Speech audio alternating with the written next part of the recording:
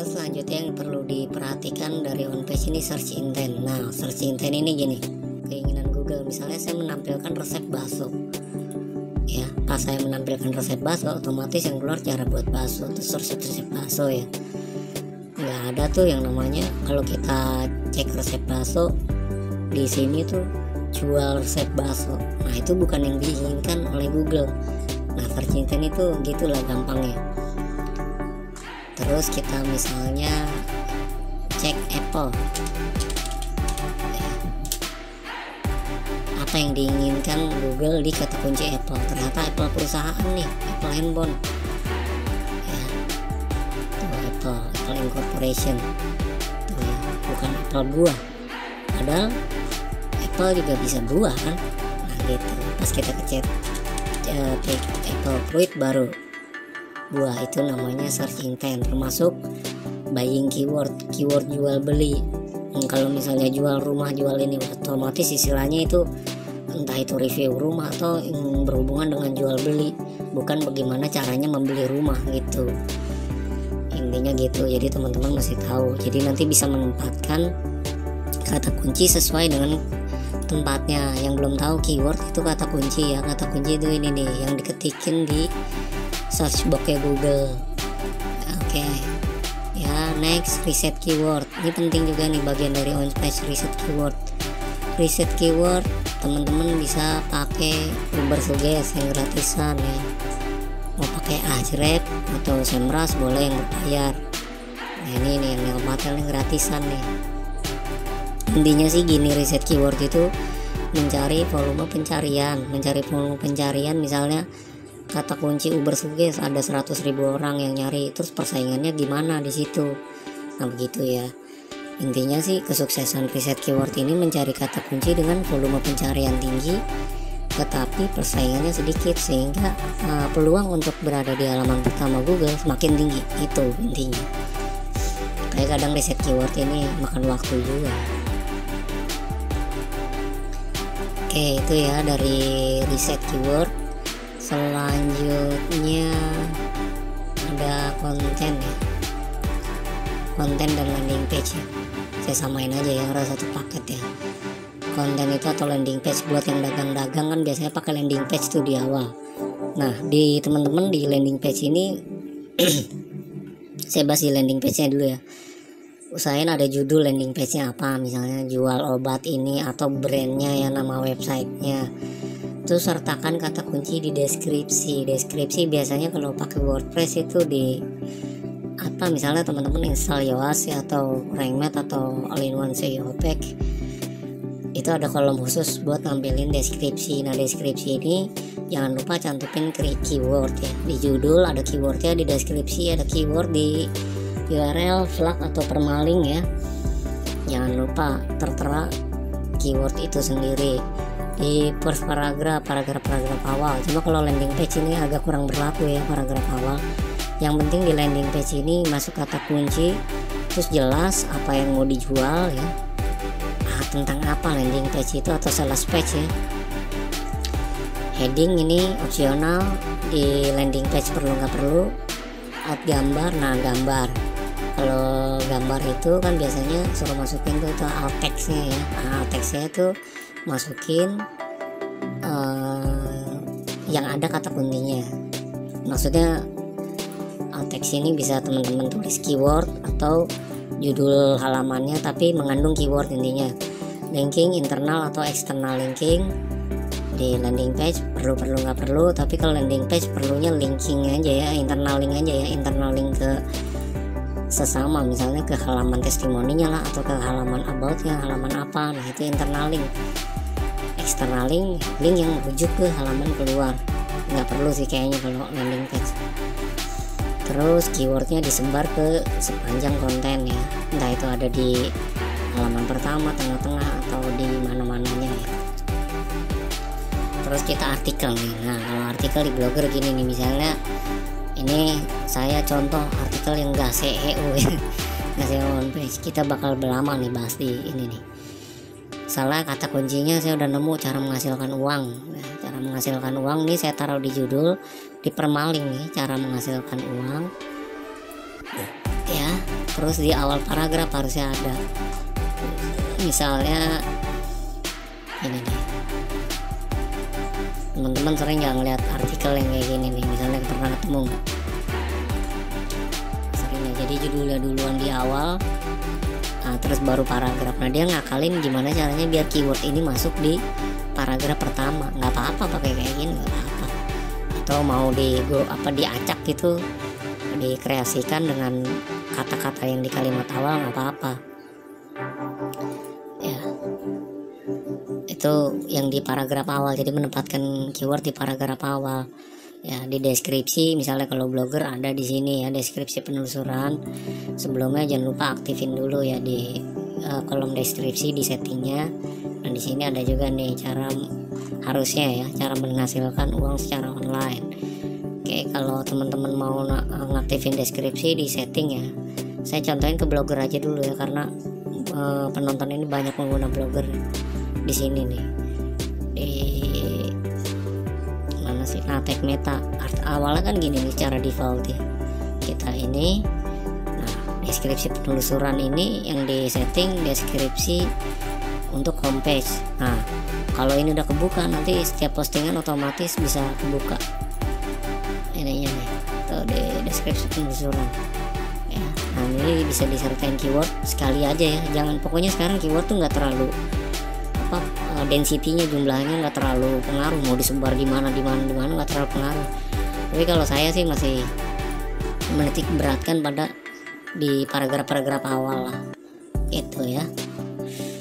Terus heading misalnya H2, umpamanya 10 cara menghasilkan uang secara online, bikin headingnya. Jadi di heading itu H2 atau H3 mengandung keyword, itu opsional ya, boleh pakai boleh enggak, tapi jangan dipaksain, soalnya kalau dipaksain malah jadi nggak enak banget nanti dibacanya. Terus alt gambar tuh yang gini nih, kalau blogger kita masukin gambar, klik di gambarnya, lambang setting, nah di sini nih nanti masukin ya alt gambar ini yang mengandung keyword. Misalnya karena judul saya udah mengandung keyword,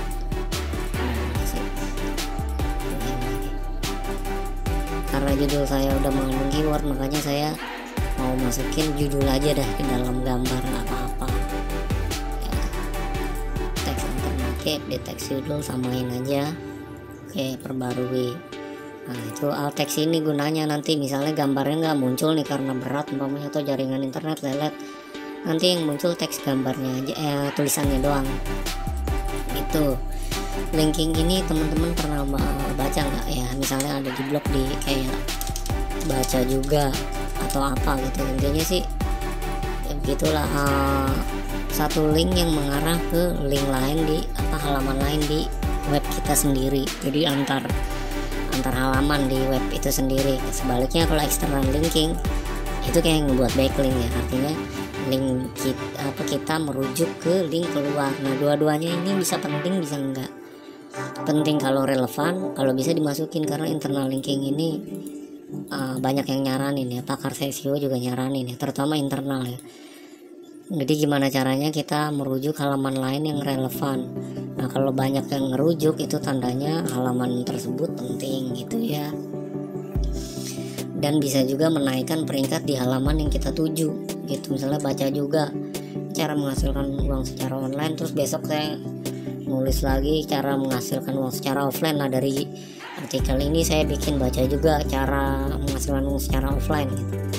Nah itu kan masih relevan ya. Kalau yang relevan ini bagus poinnya, kalau nggak relevan malah nggak bagus, malah rusak lah. Internal link ini juga bisa nurunin bounce rate.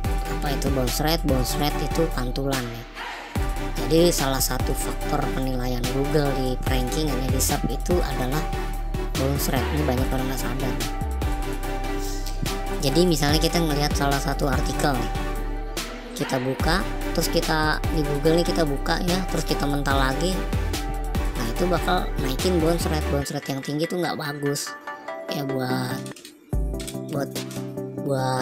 peringkat gitu. Misalnya kita nih cek resi nih ya, kita klik terus kita balik lagi. Nah kalau saya doang sih nggak ngaruh, cuma kalau banyak orang yang buka kayak gitu bakal dinilai Google, wah berarti artikel ini entah itu kurang nggak manfaat, lemot, atau kurang berguna atau lainnya gitu. Nah, ini sih cuma contoh aja ya. Jadi kan kalau artikel yang bagus misalnya kita buka gitu, kita scroll perlahan-lahan gitu, kita baca baik-baik ya kan. Nah, ini buat segi pengiklan juga bagus, iklannya tayang terus, buat si webnya juga bagus gitu. Nah biar nggak pengunjung mental kan, otomatis ya emang satu blognya masih agak cepet ya, nggak harus cepet banget, tapi inilah nggak lemot-lemot banget, tulisan kita bagus ya. Dia paragraf awal, terutama di awal-awal tuh udah bait banget, bukan clickbait ya, udah mancing banget gitu, mancing pembaca buat penasaran baca ke paragraf-paragraf selanjutnya, judulnya menarik, ada gambar yang bagus yang menarik gitu. Nah ini kan berhubungan dengan user experience yang ada di theme itu sendiri gitu ya. Nah selanjutnya apa tadi, sampai mana tuh lupa, gambar linking ya. Nah itu tadi bounce rate ya. Nah linking itu artikel terkait yang masih ada di satu halaman lain ya. Kayak misalnya nih cekresi.com, dia ngasih internal link ke sini nih, cekresi.com tracking apa nih tuh ya kan, dengan Anchor Text Cekresi ya. Kalau teman-teman belum tahu cara buat artikel lainnya, misalnya gini, saya mau buat iklan ini ke tautan ini ke sini deh, script anti copy paste ya, anggap ini relevan ya, anggap aja umpamanya relevan, kita copy teksnya, oke saya paste di sini ya. Kok gini sih, udah saya ketik manual aja ya. Nah jadi begini, kita ambil linknya yang di sini, kita buka, nah linknya ini copy, kita blok ya kan. Ini ada gambar link, kita pasting di sini ya. Ini udah saya pasting di sini, kita bisa buka link jendela baru atau enggak terserah ya. Nah ini udah jadi internal link nih, kayak gini nih. Nanti kita bahas lebih dalam ya, ini materinya satu-satu perlu dibahas secara mendalam sih sebenarnya, panjangan kalau jadi satu video ya. Itu internal link ya, antar halaman. Kalau external link itu yang ada di halaman, misalnya perdagangan elektronik yang merujuk ke Tokopedia atau ke Kompas atau kemana nih, itu bisa. Cuma kalau bisa eksternal linknya ke situs-situs yang berautority bagus. Kenapa eksternal link ini dianggap bagus ya, dianggap SEO, apalagi kayak misalnya Yewas lah contohnya, dia menyarankan ada satu eksternal link paling enggak lah, link yang merujuk keluar gitu. Nah menurut saya sih emang iya ya, contohnya kayak buku ya, buku itu coba deh di halaman akhirnya pasti ada daftar pustaka, istilahnya kita merujuk kemana. Kan artikel kita ini yang kita tulis ini nggak original banget, kita nggak pernah riset, kita cuma riwayat sana sini itu, atau berdasarkan pengalaman kita sendiri. Kalau mungkin pengalaman nggak perlu rujukan ya. Kalau misalnya sesuatu yang kesehatan atau apa, kayak penting itu rujukan. Misalnya kita ngerujuk ke website apa gitu sebagai bahan penulisan kita, bisa kita tulis di referensi atau di kata-kata tertentu yang sulit. Namanya outsourcing itu apa sih, kita klik ya kan, kita cari outsourcing di Google ya kan. Misalnya kita merujuk ke apa nih ya, Wikipedia atau apa gitu tentang kata-kata outsourcing. Jadi intinya menambah nilai lebih aja buat pengunjung juga. Jadi pengunjung penasaran outsourcing apa, dia tinggal buka ke halaman ini, outsourcing tuh ini yang menjelaskan, itu bisa juga. Jadi yang penting juga relevan juga ya sama bahasan, jangan sampai gak relevan. Oke, itu dari segi penulisan on page ya. Ini sebenarnya perlu dibahas sendiri ya. Nah itu aja yang perlu teman-teman tahu ya tentang SEO on page. Faktor-faktornya saya ulang, ada di domain, server, di template, search intent, riset keyword, konten. Nah ini tujuannya biar teman-teman bisa nulis ala-ala SEO lah, artikel-artikel SEO gitu. Jadi dari segi on page kita udah satu langkah di depan dari artikel lain. Nanti tinggal di optimasi off page-nya gitu. Mungkin kita akan bahas lain waktu, dan kayaknya ini perlu diperdalam lagi masing-masing ya, materi-materinya. mungkin itu aja dulu ya buat video kali ini ya. Nanti kalau ada ya apa ide-ide lagi bakal saya share lagi atau saya pertajam lagi. Yang belum subscribe bisa subscribe. Oke ya, saya akhiri. Assalamualaikum warahmatullahi wabarakatuh.